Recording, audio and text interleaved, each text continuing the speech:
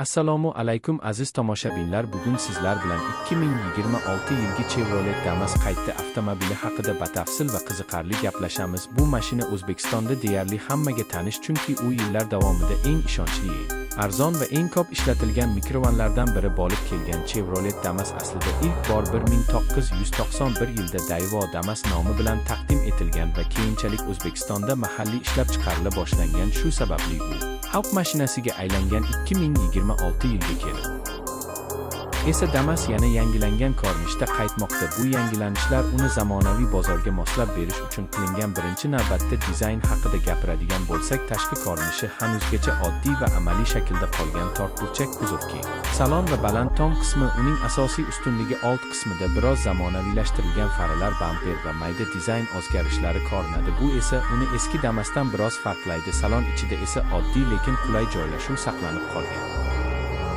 6 yoki 7 o'rindiqli variantlar mavjud bo'lib, oilaviy foydalanish yoki yo'lovchi tashish uchun juda qulay. Panelda minimal lekin kerakli funksiyalar bor. Oddiy audio tizim, isitish tizimi va qulay o'rindiqlar. Texnik tomondan 2026 Chevrolet Damas o'zining sinovdan o'tgan 8 litrli benzin dvigateli bilan jihozlanadi. Taxminan 68 ot kuchiga ega bu dvigatel tezlik uchun emas, balki tejamkorlik va ishonchlilik uchun yaratilgan. 5 pogonali mexanik uzatma qutisi bilan birga ishlaydi. Yoqilgi sarfi juda past bo'lib, shahar sharoitida juda qulay. Bu mashinaning asosiy raqobatchilari asosan shu segmentdagi boshqa mikrovanlar va arzon yuklar, lekin Damas ularning ko'pini narx, soddalik va ehtiyot qismlarining arzonligi bilan ortda qoldiradi. Narx masalasiga to'xtalsak, 2026 yilgi Chevrolet Damas O'zbekiston bozorida taxminan 90 million so'mdan boshlanishi kutilmoqda. Bu esa uni eng hamyonbop avtomobillardan biriga aylantiradi. Performans jihatidan u sport avtomobili emas, lekin shahar ichida yuk va yo'l